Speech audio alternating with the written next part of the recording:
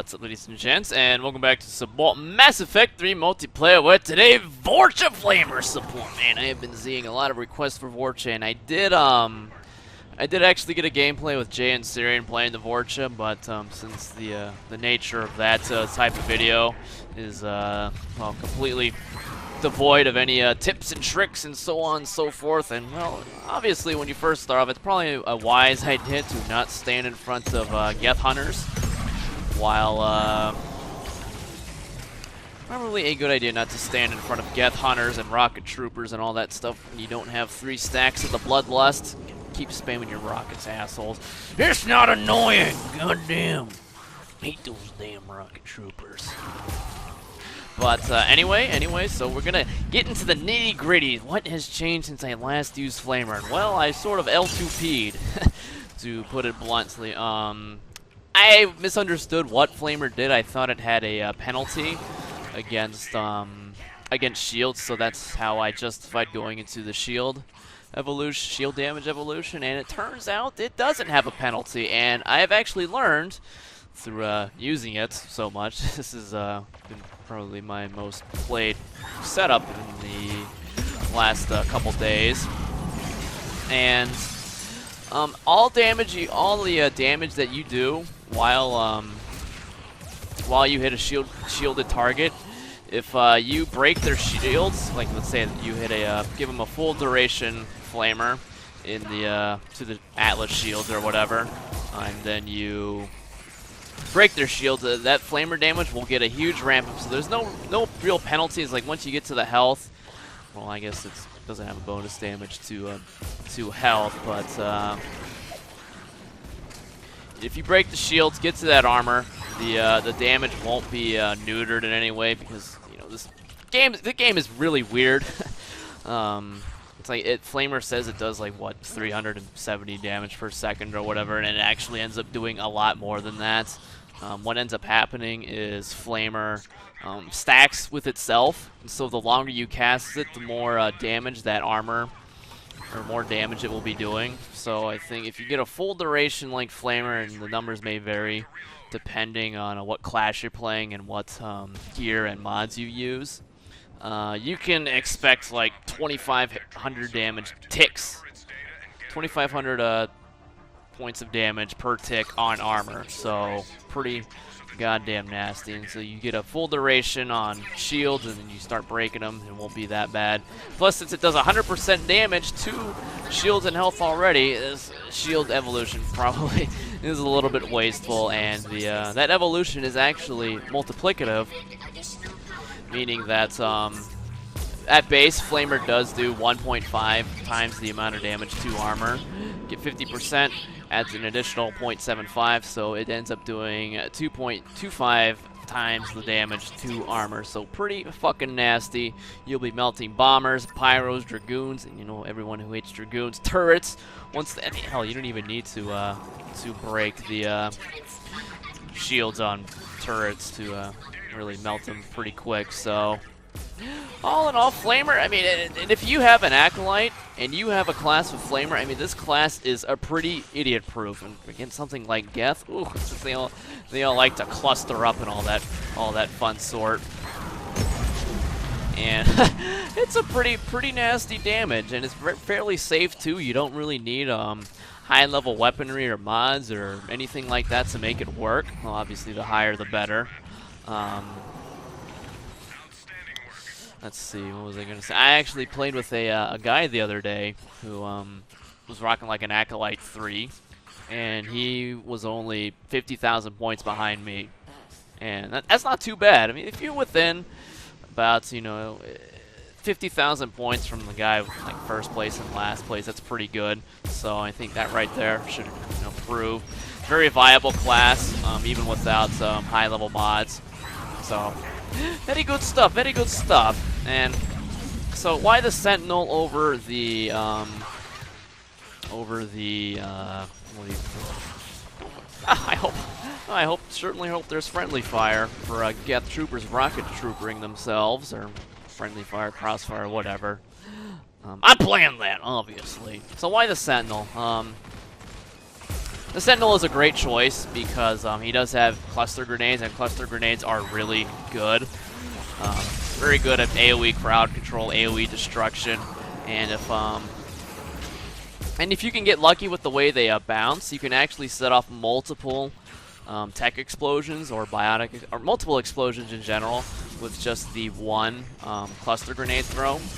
But if they all detonate within like a second of each other, you will not set off multiple explosions, so just keep that in mind. Sometimes you'll get multiple explosions and sometimes you won't get any. So if you were wondering why that was, you know, what the deal was going on, I mean, you throw 3 grenades, right? Fortunately, not to be.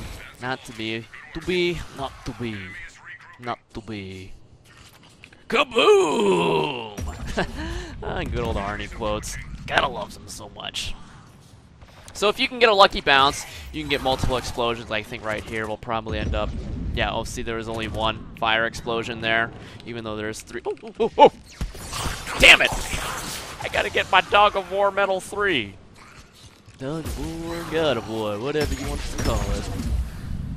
So, you can get multiple explosions. It's just not likely because chances are they're probably all going to blow up within a second of each other. So, it's possible, but don't try and plan around it. It's probably not going to happen. Oh, shit, what the fuck? God, it's stupid. I lost track of where the edge was. Fantastic. And this will be, let's see if a full duration flamer can kill a Geth Prime without an engineering kit. And yes, it can. And most of its damage will be coming after flamer has stopped casting. So if at first it feels like it's doing a little damage, wait until you stop casting, then the damage will really start to kick in as I get sniped from Geth Prime halfway across the map. That's fantastic. I love this map. Fighting Geth sometimes. Pretty good, pretty fucking annoying. I've already used 3 Metagel right off the bat. So, anyway, so Flamer, easy to use, really easy to use. It does a ton of damage. It's probably one of the most powerful abilities as far as damage is concerned, like flat out damage is concerned. Probably the best, actually. As far as I can tell, it does not have a target limit like Shockwave. You know, if you Shockwave a Ravager whose sack has recently been busted, probably not gonna detonate a biotic on the Ravager. So it does have that going for it. Or maybe it does so much damage that it does so much damage that you would never even notice. So I don't know. Don't quote me on that. But it does seem it's very powerful, very good for setting off fire explosion. I mean, if you're looking for some serious class synergy, anything with Chain Overload and Flamer is going to have a field day.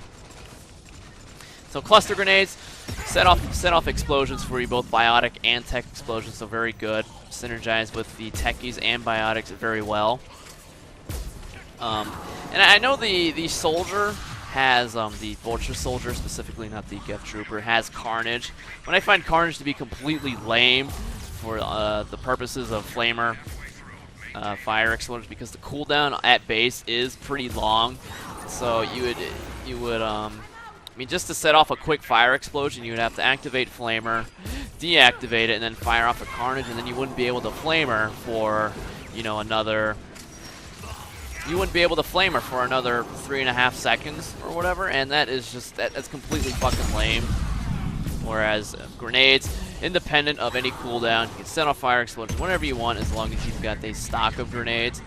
So, oh shit, that's not good.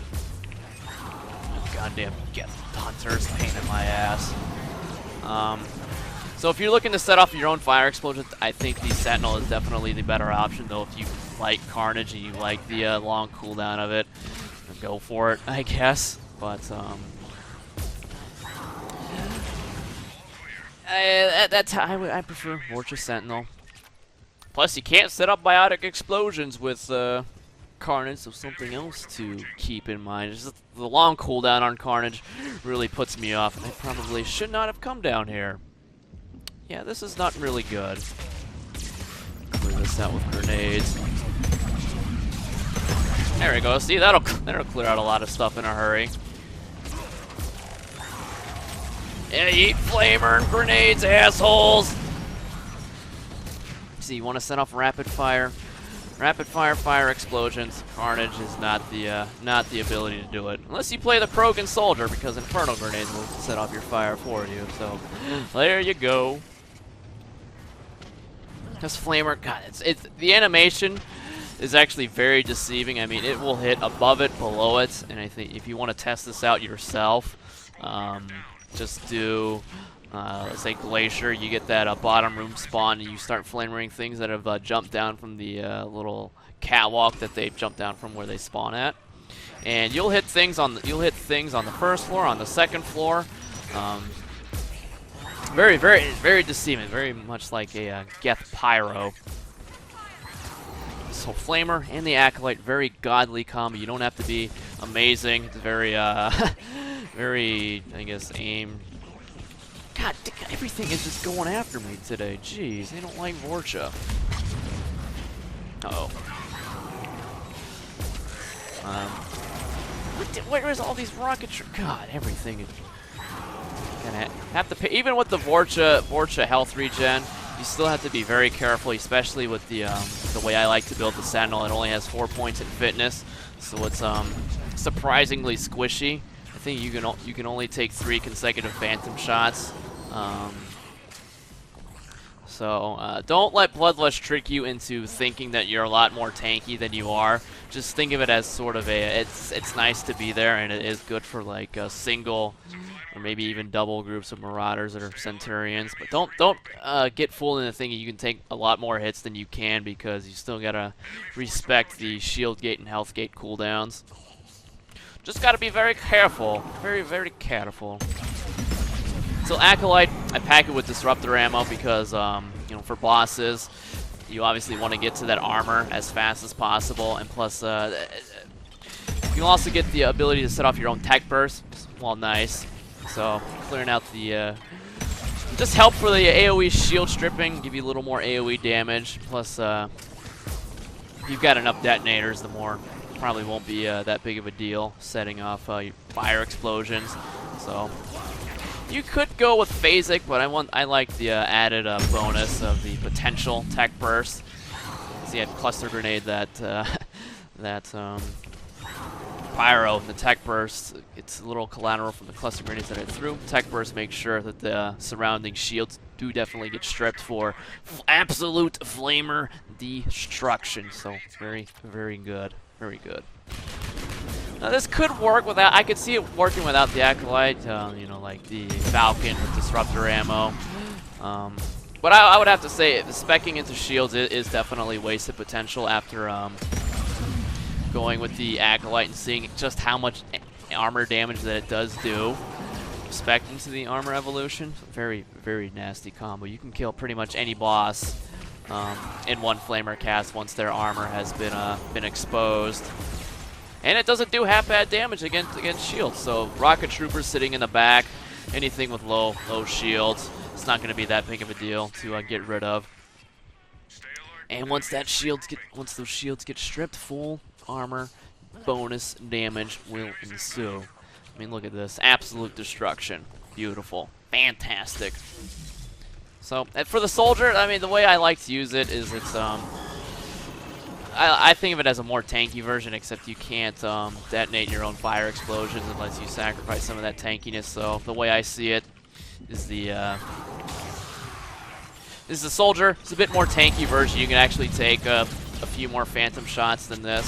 So it's sort of a tankiness versus offensive potential argument. So depending on what you're looking for, what you're going for, maybe you're not as careful a player, or not as tactical, or however you want to spin it. So soldier, full points in flamer, skip carnage, and let's see if the armor damage. Nope.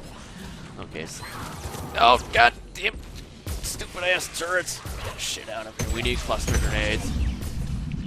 I should. Yeah, no, I'm gonna hold the line. Why not? Unless I get Geth bombed on. Nope. Come on. Aw, homing grenade. Damn it. Stealing my kills. And plus, Disruptor ammo is very good on the Acolyte because it just gives you an even more reliable stagger because the Acolyte doesn't always stagger things like Dragoons or Pyros, but if they get that Disruptor stun on them, that is guaranteed.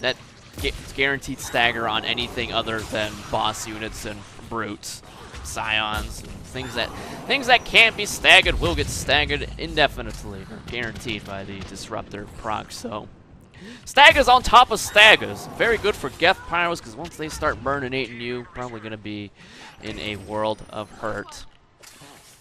We need more cluster grenades. Actually, have been pretty conservative with them, even though this is a grenade map. Good old biotic explosions. So it just depends on what mood I'm in. It's the one I want to play. If I want to be a little bit more lazy and how careful I play, go Geth Soldier. But if I want more offensive potential, go with the Sentinel. I mean, Carnage is a good power. It just does not mesh very well with Flamer, because the more Flamer you can get off, the better. I mean, that is where most of your damage is coming from, bar none. And that long cooldown just means less Flamer. Even with the fire explosion potential in the mix, I don't think it's worth it at all. So if you want to use Carnage, Inferno Grenade is definitely better suited for that. Ooh, this is gonna be fun! Damn it, they flushed me out before I could really start melting their faces off. There you go. I love Flamer, it's so good. Plus, if you got grenade gear and you're fighting against Geth or Cerberus, you can get 50 tech kill medal, no problem. And if your team is not very good, it's very possible to get the 50 biotic kill medal as well. So cluster grenades, very, very fantastic ability. Just a little bit hard to throw. It's there's a learning curve to using it for sure. I am getting railed from the back here. That's not good. I hate this upload spawn, I really do. So I'm sure someone will ask this, does Warp affect Flamer the way it does with Incendiarium? And no, it does not. It just, it doesn't make it really bizarre. I mean, it definitely helps. Like, you will get the 15% bonus power damage as advertised with Warp. Just, make sure not get flanked there. They do spawn back there. It does work as advertised, but it will not, like, you know, it's like 3 seconds of Flamer with Warp will instantly kill everything. No, it will not work like that. So there's no extreme bug action going on there, like with Incendiary. So there you go. What? I think this damn near perfectly, showcases the power of Flamer. Very easy way to play, very lazy way to play. If you don't feel like aiming or you're not so good at the aiming, this is the perfect setup for you. Vorcha and Geth Trooper. The Geth Trooper Flamer is insanely devastating, especially if you stack all the power damage bonus that you can. Very, very nasty. But you won't be able to set off your own fire explosion, so if you've got some teamwork action going on, Geth Trooper will be better, though keep in mind you don't have the Vorcha dodge. Vorcha dodge is very awesome. Plus health regen, while it's not as tanky as you would like it to be, the health regen is nice. I mean, I definitely enjoy having it there. Dodge better, health regen.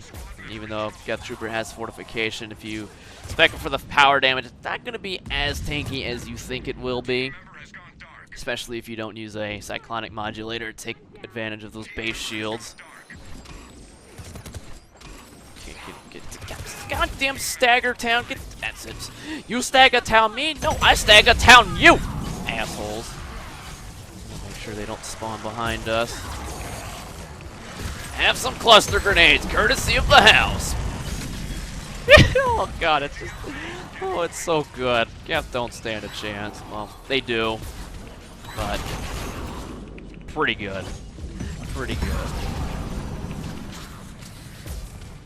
Oh, all in all, ignore my previous Geth Trooper first look. I was doing it wrong. Use an Acolyte or a Shield Stripper and go to town. And if teammates weren't railing on it, that Flamer would have killed that Geth Prime full armor to none. Flamer, very devastating ability. Very fantastic. I likes it. I likes it. Time to steal some more kills with more cluster grenades. Yeah, very good. No points for anyone other than myself. Fantastic. So, Flamer, AoE destruction, boss killing, minion killing. It's, well, panic organics. God damn, Flamer really does sort of have it all. Crazy. Amazing ability. So, Bloodlust, health regen, power damage per stack, so 15% there. Flamer, range, damage, armor. See, it says it does 360 damage per second, but it definitely does a lot more than that. Cluster grenades, AoE grenades, shrapnel, which resilience, power, 4 points in fitness. So this is slightly less tanky. It's a lot more offensive oriented with the soldier. Definitely a more tanky version. So depending on your needs, this is what you would go. This spec is practically identical, other than, you know, power damage, weapon damage, full fitness. Same exact stuff, Flamer and Bloodlust, so there you go. And his Flamer will be hitting slightly harder because of the additional 15% from the passive, so there you go. Vulture Soldier, tankier version with Flame, but can't self-detonate. Vulture Sentinel can self-detonate, more offensive-oriented, more AoE-oriented with the cluster grenades, and Geth Trooper, more, I guess, slightly, a little less tankier, or less tankier than the Vulture Soldier, but has more offense via Flamer.